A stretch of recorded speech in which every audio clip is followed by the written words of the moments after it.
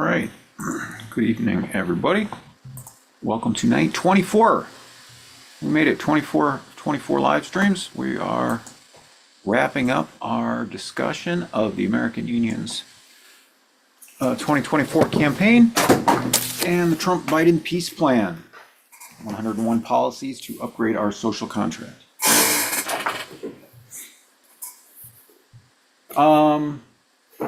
So we finished talking about the last of the specific legislative details last night.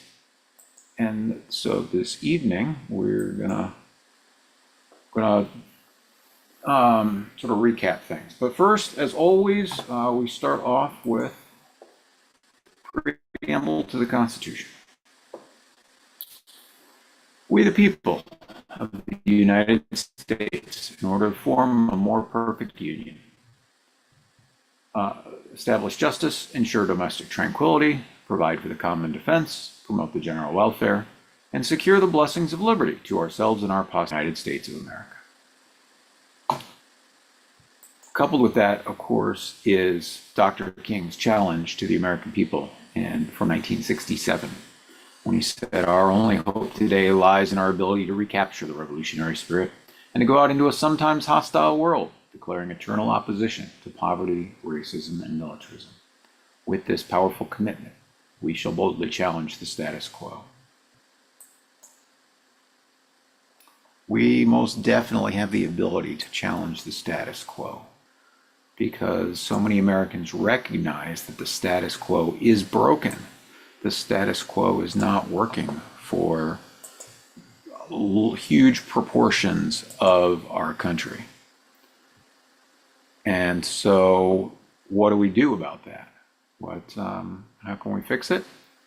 Well, as I said last night, I reluctantly suspended the 2024 campaign.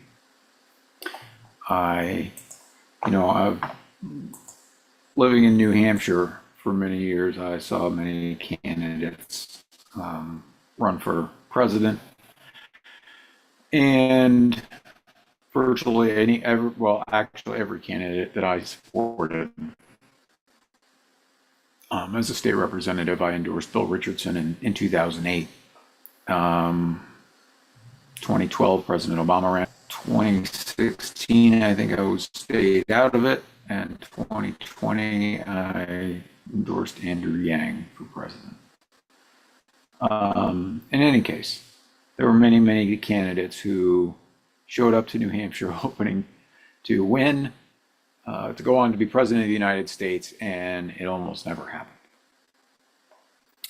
They ultimately suspended their campaigns.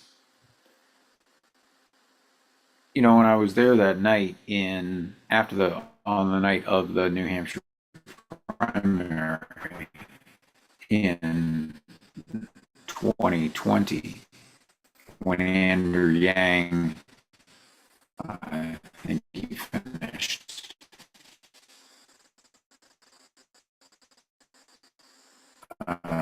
remember 5th, 6th, 7th, 8th maybe. And he went ahead and he suspended his campaign at the after party.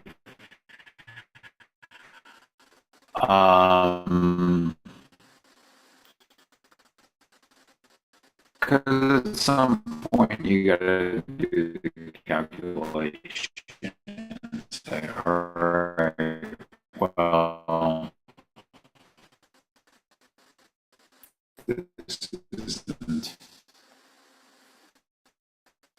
this is no longer feasible, and you gotta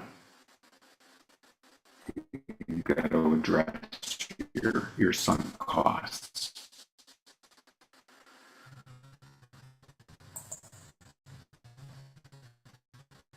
How feasible is it, though, that a union of swing voters could, in fact, influence the outcome of an election? Well, I think it is very feasible. And we talked about it's laid out in my novel, looking backward from the tricentennial. And so I haven't given away one of these in a few days. So if you'd like an autographed copy and you live in the United States, fill out any form on our website, panamericanunion.com, in the next hour. And I will pick one person at random, autograph copy, and mail it to you.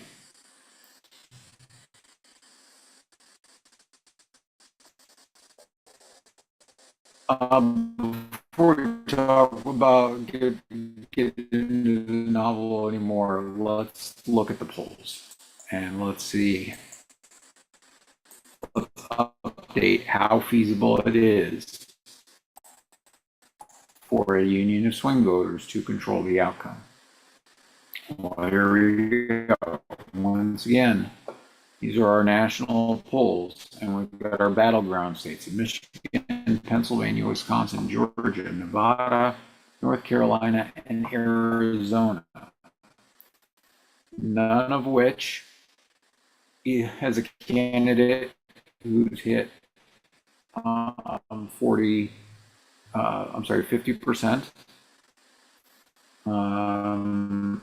In fact, it looks like 49% is the high.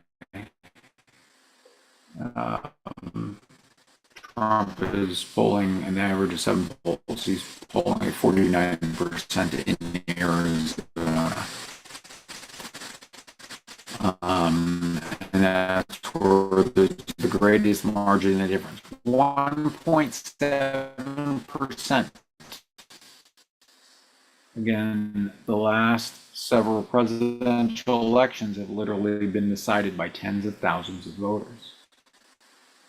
A sports stadium where the voters is in the right spot is all it takes to control the outcome of the election. Polls show us that this is once again very, very feasible. It is very realistic that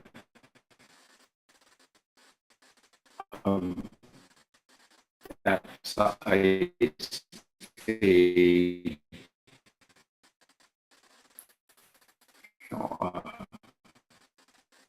100,000, 200,000 voters in these swings spread across these swing states can say, look, we're going to decide the election. Here's what we want you to get done. And by having a very specific set of legislative demands, you can be very clear. Either Congress get this done, we let you keep your jobs, or you refuse and be prepared to lose power, lose your office. Go big or go home.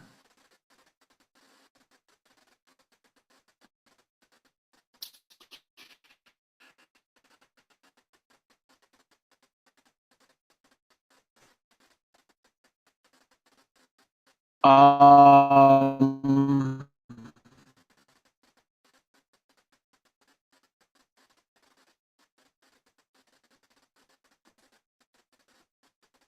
but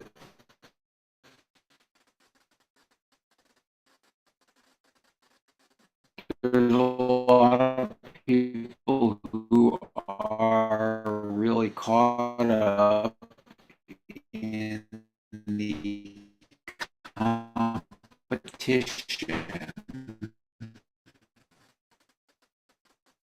between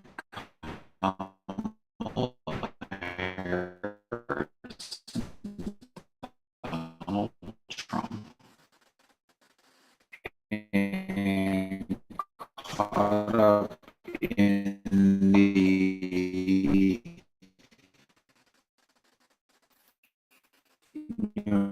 the red team versus blue team dichotomy. This is the endless war that continues to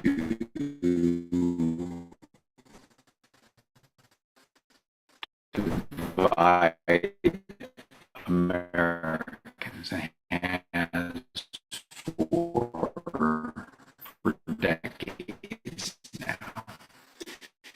It didn't always used to be this way. It didn't always used to be this bad.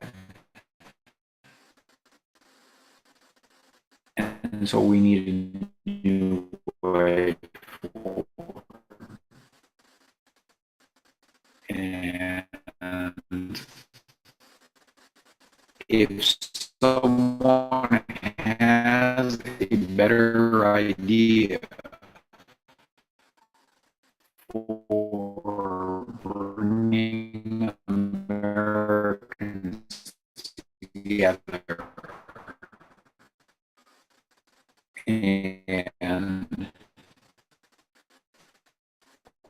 and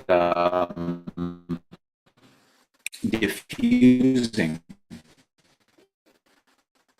that partisan tension and the channeling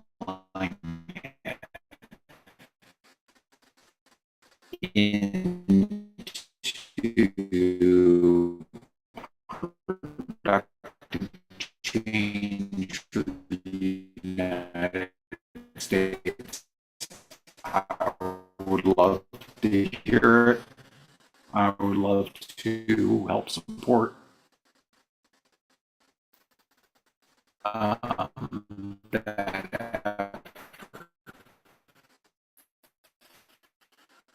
But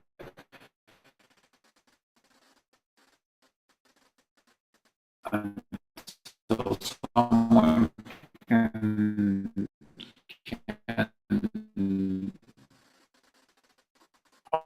offer a real theory of change for upgrading the way our democracy works, making it functional for the 21st century, making sure that it serves the people, making sure that Congress does its job in setting policy, then I will continue to believe that you unionizing as swing voters is is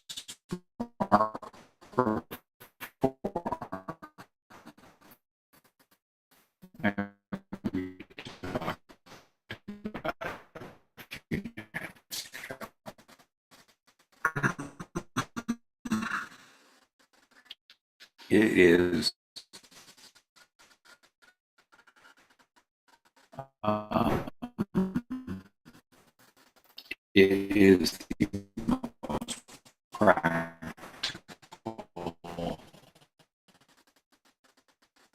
way to go about fixing our democracy.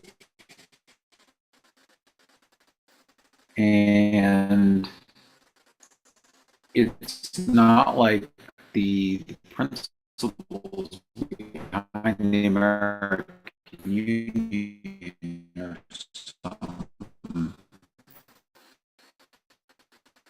it's just a different way of putting a bunch of different concepts together. All these different individual pieces have been used in other campaigns and other times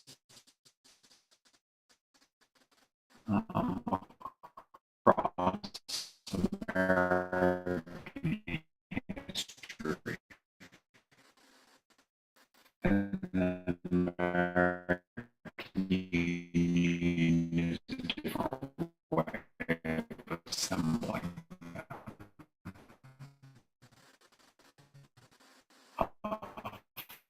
for the 21st century.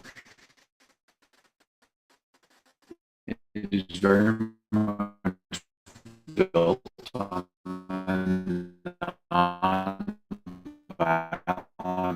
organizing techniques of Martin Luther King,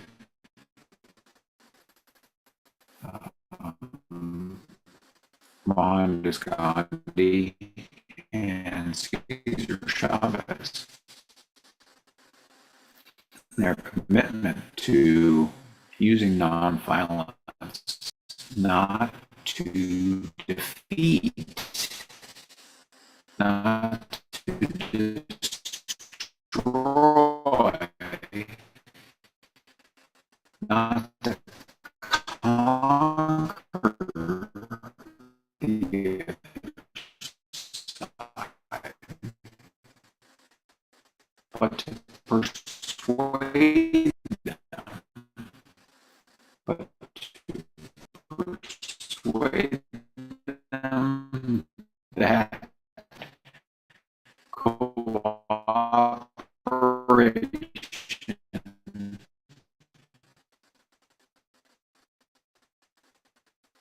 was a better way.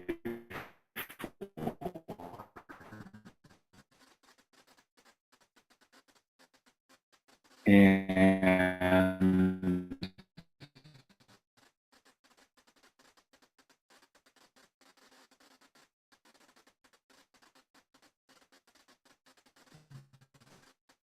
that's what America needs today.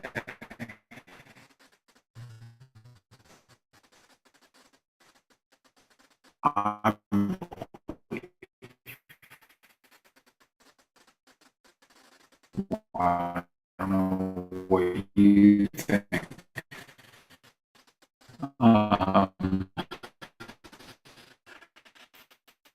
what you think we America needs today? Like, what are the problems that need to be addressed? Right? there is this radical division, this radical polarization, purposeful polarization. We talked about how the Trump-Biden peace plan addresses many of the wedge issues, the middle ground on abortion and guns and immigration and the environment and the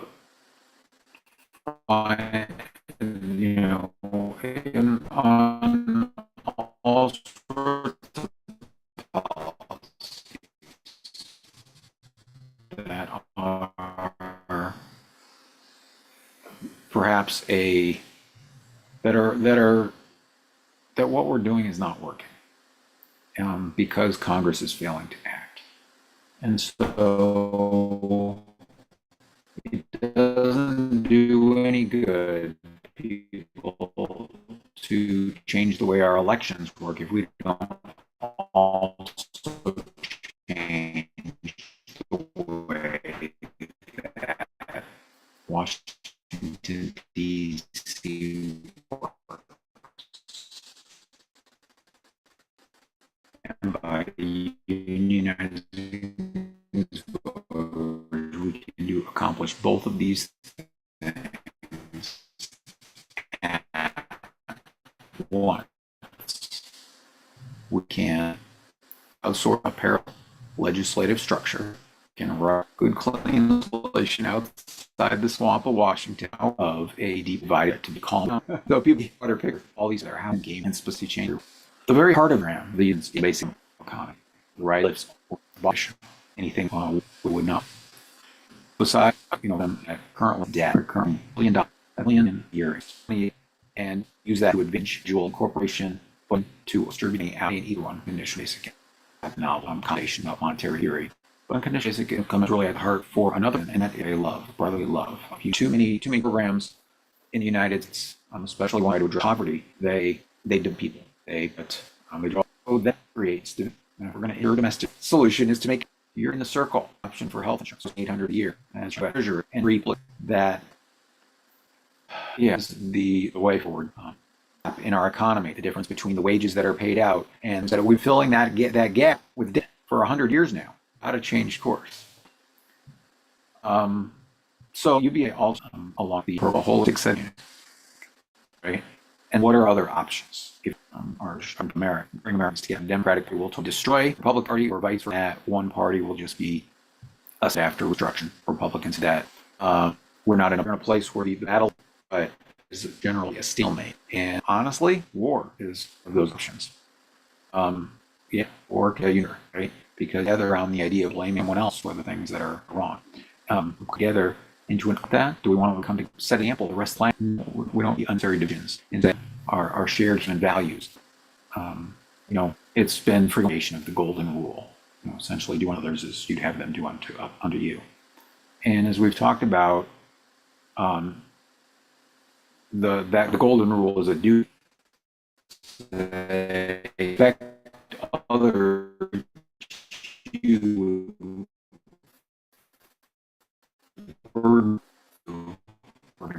and the golden you'd want a lot there to treat. That's not it. So you can build what culture and value. Use that as cheats through the fast as a way to sit. Governments are for us, your relative of fight possibly. We do that in democracy.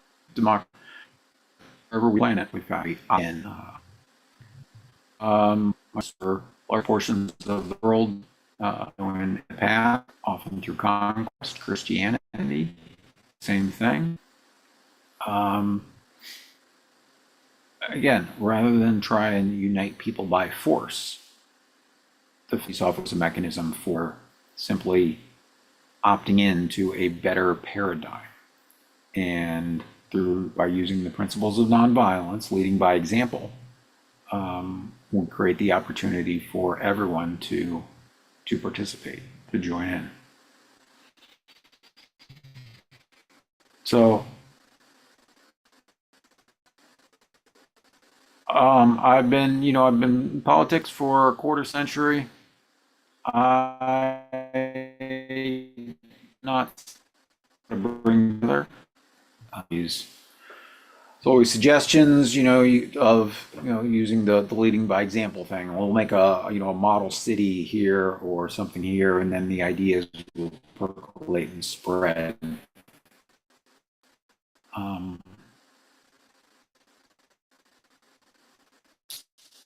I worry that we don't have the time for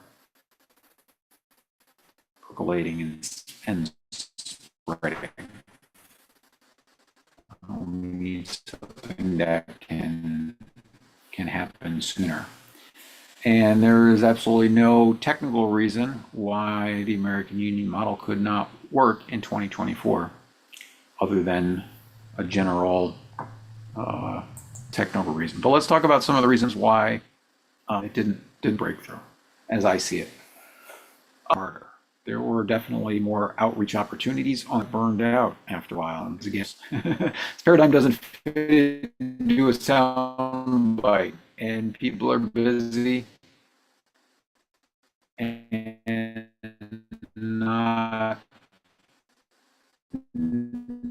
people are stuck in this mindset of this is how we do politics in the United States. And so it's hard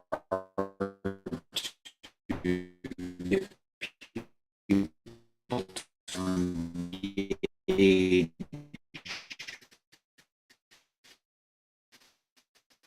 with the idea of doing it differently. Again, that's why I wrote the novel, so that people could see exactly how it works, or it would work, but it didn't take off. And so that's one of the other reasons that when I published the novel back in February, Amazon, within a couple of days, marked it as out of print. And so I kept waiting for them to fix that so that I could,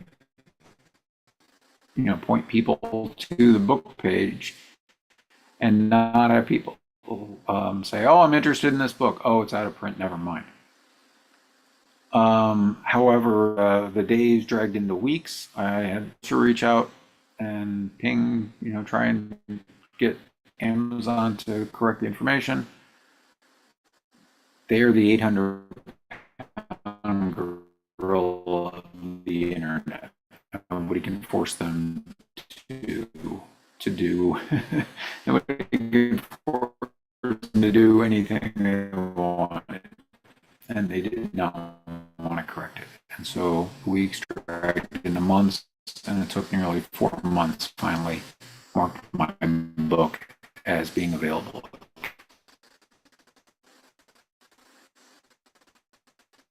Know that was going to happen, then I would have planned things differently.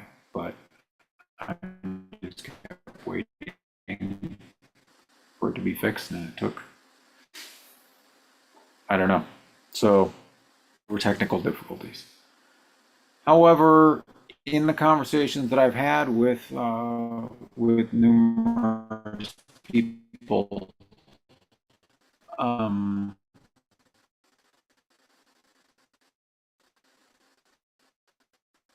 some of the other issues that come off citizenship, care about policy, improve, and are trying to do that. For the most part, they align themselves with the Republican because of the party system, and so influence policy, you pretty much have to pick a party.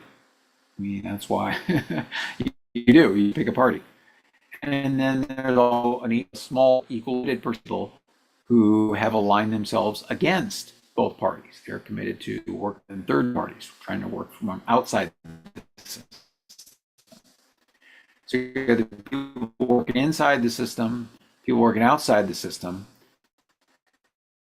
And so offering the American paradigm of let's build our system, part of that means not trying to defeat your opponents.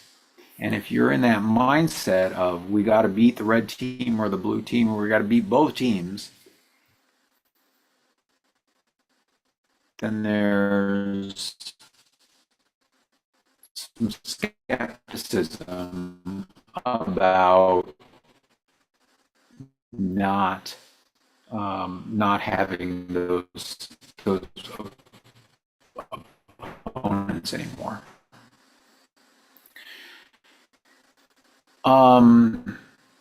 However, there are a lot of people out there, right? I guess that skepticism means being willing to accept both Republican and not just accept, but help both Republicans and Democrats win on.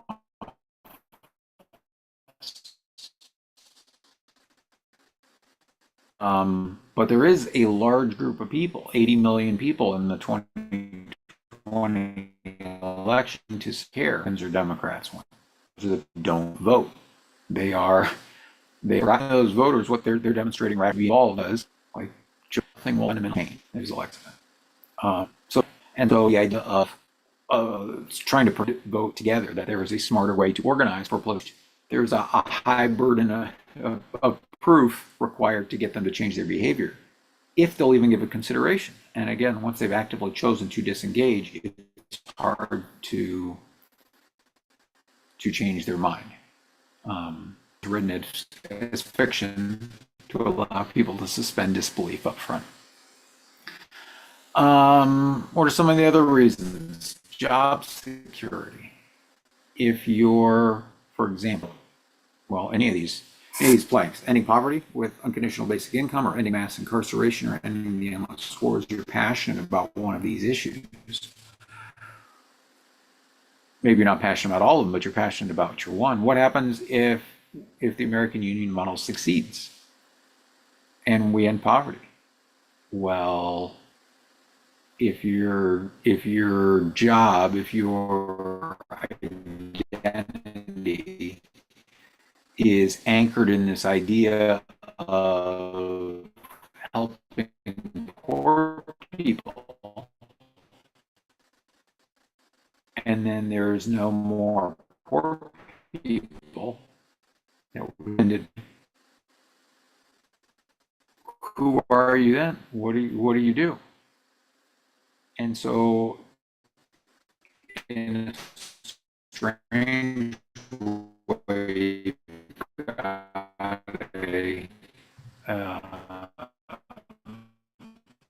a disincentive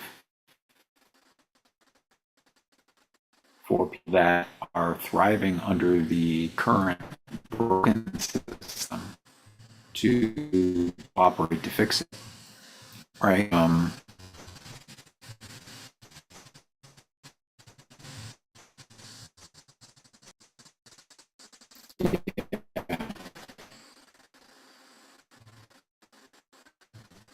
The novel,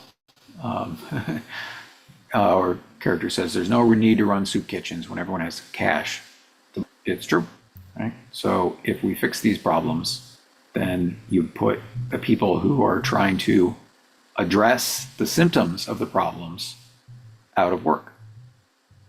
And so there's, what's your incentive if that work is a part of who you are?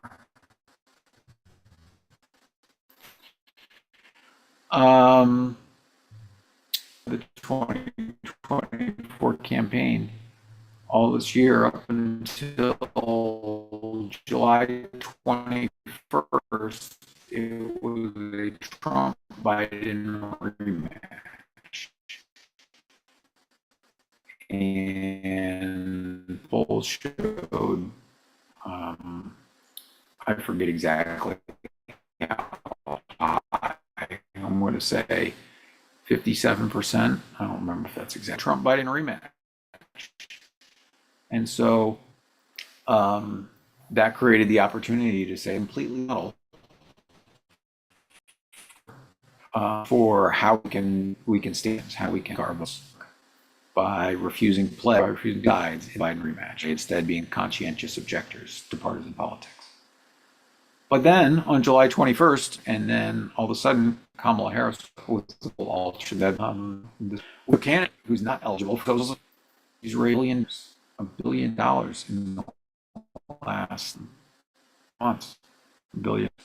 And the American, again, as affordable representation, 25 of that money. And so funding for campaign. The internet is a noisy place, and without a good advertised budget, it is very hard yourself heard. So, yeah, we're able to spread the message that way as we're able to do in 2022, and yeah. Where do we go from here? Well, the general election, value and scale, what shape, see where things are. So if you're at americanu.com, invitation to we can see what things look like. Senate was Democrat. Clear that a small percentage of voters could be the deciders. We'll see what happens in 3 more weeks.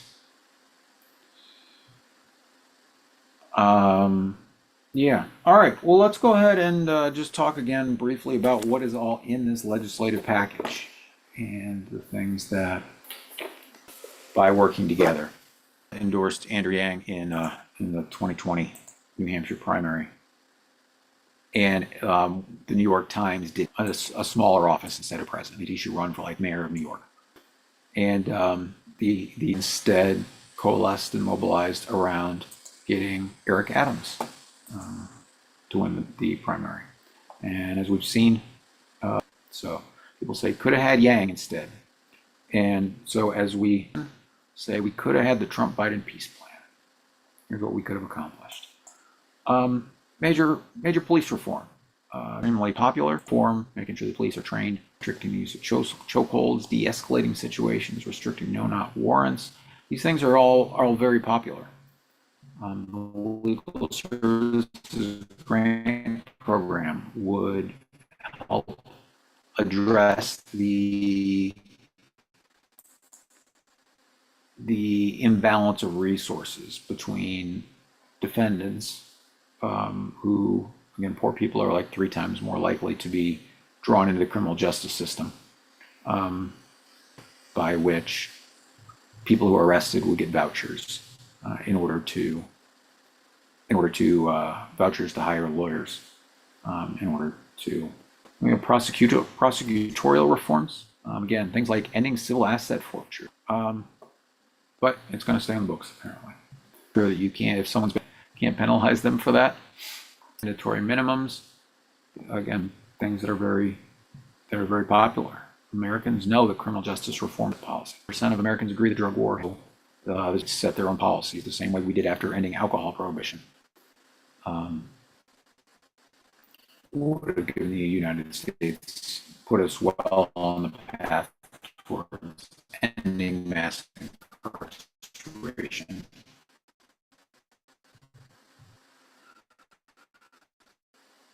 Reforming our prisons, and popular provisions, including modifying, allowing second look legislation after 10 years of incarceration, addressing some Supreme Court decisions, addressing prison gerrymandering, phasing out for-profit prisons, restricting the use of solitary confinement. Again, the United States is an outlier, not only in the size of our prison population, but in the way that we treat our incarcerated people.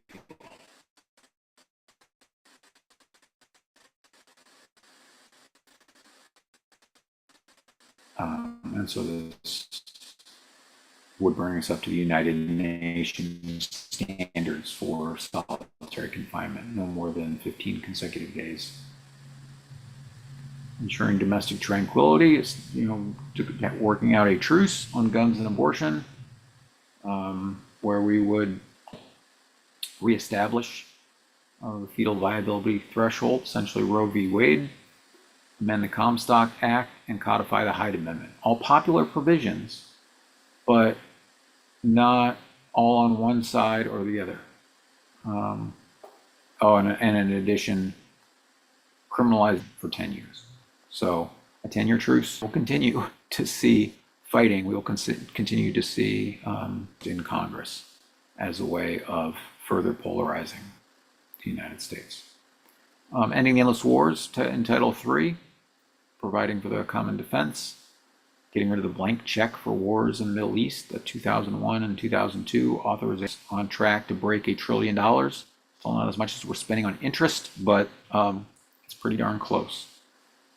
Ending that 1033 program that puts military surplus on our streets.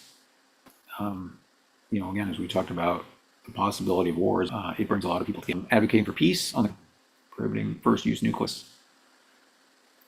Leading by example with saying Guantanamo Bay, things that, again, the United States badly when we hold men for decades without charging them with anything. And we world for doing so. So, reforming our health, making sure everybody's eligible for subsidies, getting rid of the businesses can focus on their business instead of providing health insurance, addressing farm pricing, requiring negotiation of prescription, sure we've gotten more doctors moving into the pipeline. Provision, 18 weeks for those with paid employment. Reform, got a public option for banking and issuing treasury dollar bills on interest on basic income. If you like your bank, you can keep it. You can just pull your UBI into your bank account, like a direct deposit. But if you want free public option transfers between treasury accounts instead of the currently maintained economy. The UBI program, $5,600 a year for kids to start, and then it goes up with inflation. That trap people in poverty because Congress has failed dollar amounts. Value-added tax is a clawback for UBI. The most and spend the most are the ones who pay the most. I like to say those who buy super yachts pay. Universal suffrage, getting rid of prison, protecting our freedom to travel by clarifying the Real ID Act, as a way of disrupting business and conscience, from stop shutting down the government. We could fix all of these things. And then our immigration adjustments, and Congress doesn't pass it, requiring use of an E-Verify employment eligibility verification system for large employers, and at the same time providing another $19.2 billion for immigration courts and border security, and a path to citizenship for people. And then the other clawbacks for UBI are a carbon fee to make it more expensive to pollute, and a plastic fee, likewise. Number one, good policy positions. Maybe I shouldn't use the word good. Look, I don't like everything that's in this package, but we all, in order to move us, nobody likes everything, and you're not supposed to. But you're supposed to recognize that by together, we can come out ahead. The framers sitting down in Philadelphia in 1787. It was full of compromises, like the 3/5. George Washington concluded it was the best that could be had at that time. That was the best they could do. Worth saving. America is still worth saving. We have the ability. And so the fast for peace is a way to, because fasting and compromise are two sides of the same coin. They're willingly giving something up. Come together in the monthly fast for peace from recreate water for the day. And so just before this live stream, I finished off some liquid calories, and now I'm drinking straight water. If you're interested in adding your pledge, you can find the fast. If you add your pledge, you'll get a free digital download of the novel, or a link to the audiobook and if you make your pledge in the next 15 minutes before 9 p.m. Eastern, copy to someone in the United States. Form could be a donation form, could be to forms that's on the website. All right. Yeah. All right. Well, so hoping we have some questions in the chat, things that people wanted to talk about or wanted me to expand on. I feel like with these 24 nights of live streams, we've covered an awful lot. You know, you could you could listen to the audiobook in half that time, in 12 hours versus 24 hours, and probably get a better understanding of how these things all fit together. So, where do we go from here? Is it possible to unionize in 2026? Almost certainly it is. Yeah. This is an upgrade to democracy that does not require changing any laws, doesn't require changing any rules, doesn't require amending a constitution. We don't have to change how we vote on our ballots. We don't have to run candidates for office. All we have to do is agree to work together to be the deciders. All we have to do is agree to cooperate, to lead by example in a moral crusade to address Dr. King's triple evils: poverty, racism, and militarism. We have the ability, but the message did not spread as far and wide as needed, which is why the 2024 campaign is suspended. Or rather than trying to stage a general strike in the ballot box, people just go ahead and vote their conscience. The general strike, of course, is by design is decentralized. If the Dow Jones Industrial Average closes on a odd number on October 30th, then the American Union endorsement would have gone to Donald Trump. If it closed on an even number, it would have gone to Kamala Harris. And so you don't need anyone to tell you how that endorsement, who the endorsement is. You can figure it out yourself if you want to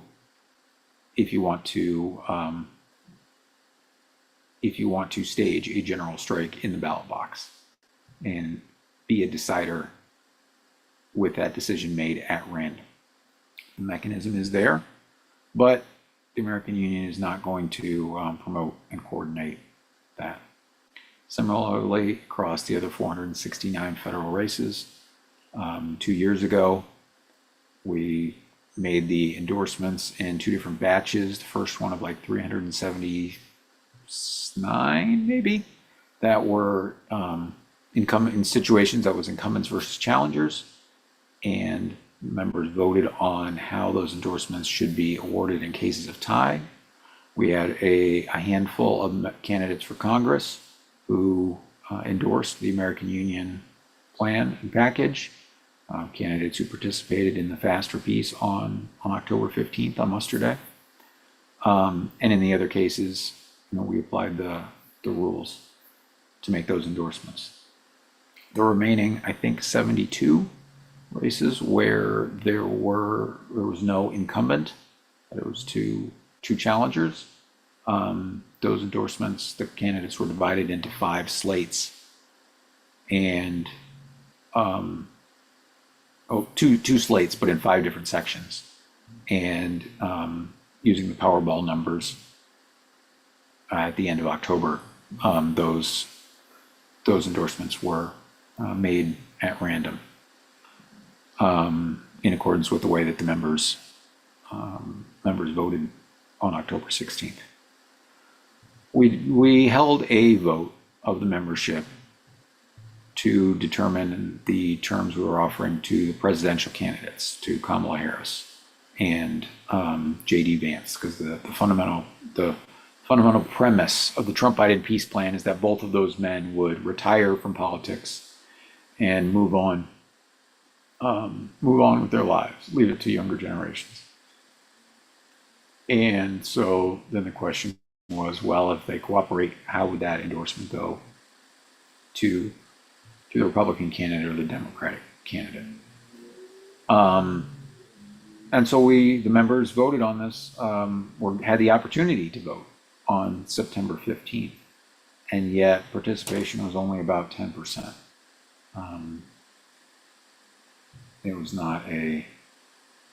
Turnout was not great. And so that, of course, is a contributing factor to say, look, there's not sufficient energy to continue this campaign. All right, well, we've got a few more minutes left before the top of the hour. Thank everybody who viewed and joined in over the last 24 days. As you might be able to tell, I am a policy geek. I enjoy the opportunity to talk about the specific policies in the legislative package. But after 24 nights, I'm happy this is over and done. I'm ready to move on to other projects. And so one of those projects will be, is intended to be a sequel to the novel, looking forward to the tricentennial. Hopefully to come out at the end of next year. Because America still needs a better set of solutions. And until somebody can offer me a better path that is both, it's both positive and it's positive and it has a plausible theory of change, right? If your theory of change is, let's just write a new constitution for the United States, or let's try and pass a constitutional amendment. That will absolutely not fly because amending the Constitution means 38 states have to agree to do so after 2/3 of each house, of the House and the Senate, pass it. And we are far too deeply divided for that to work. So that's not a viable path. What is a path? What is a path that can bring people together? Again, I've been doing politics for a quarter century, looking for options, trying different tactics, trying working outside the system, trying to work from inside the system, and finally determining that we needed a new system, one that could be implemented non-violently, that could be implemented using the lessons of Dr. King, Gandhi, Chavez, and others. We have the ability, we're not able to generate sufficient energy, sufficient cooperation in 2024. So we'll see what happens now. The presidential election is still very close, and we'll see what happens. All right. Any other things we want to talk about? I'll skim back through these slides, see if there's anything interesting in here.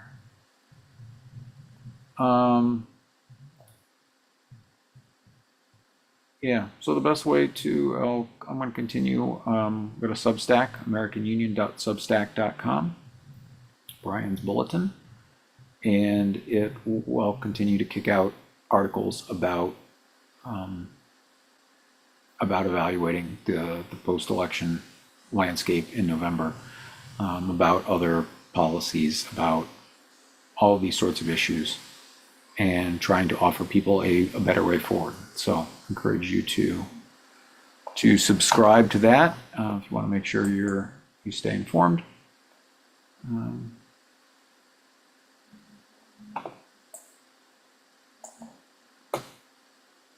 What else? I got 3 more minutes. 3 more minutes, and I guess I'd also like to close by thanking some of the volunteers who have helped support the American Union. We've put time and energy into it for the last couple of years, including our website guy, Jake Porter. Thank you for your dedication to making sure that we have a good web presence, good footprint, and keeping documents and things up to date. I'd like to thank our treasurer for the American Union PAC, Steve Valet, who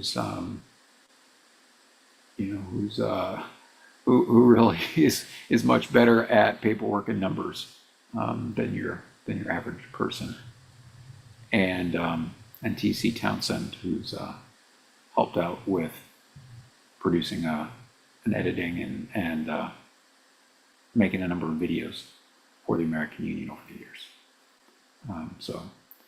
And you know, there's been other people that have volunteered, but not enough to actually help us reach critical mass.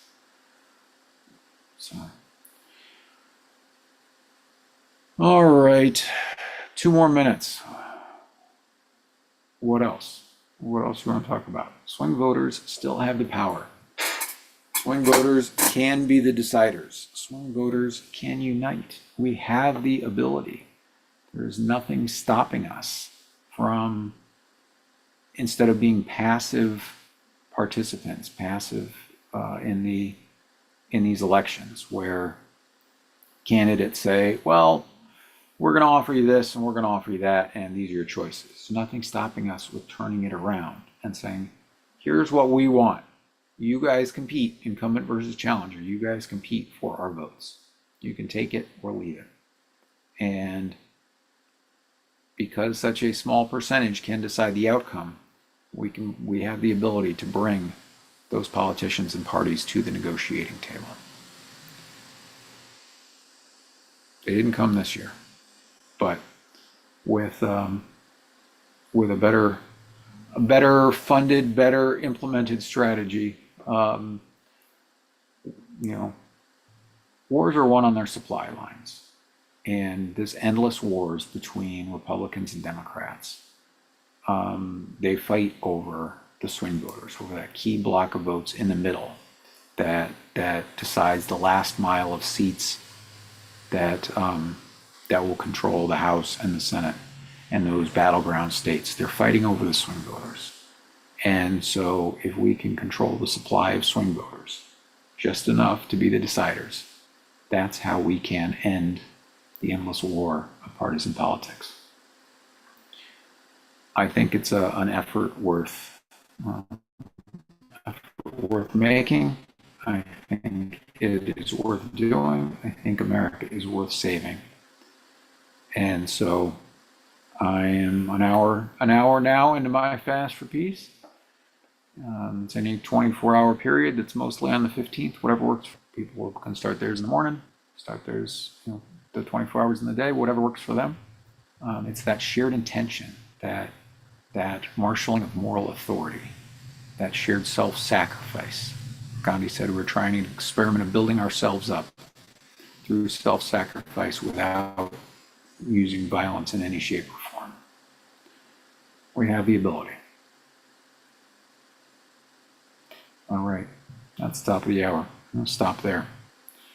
Again, learn more at the website, ain'tamericanunion.com. Thank you. Have a good evening.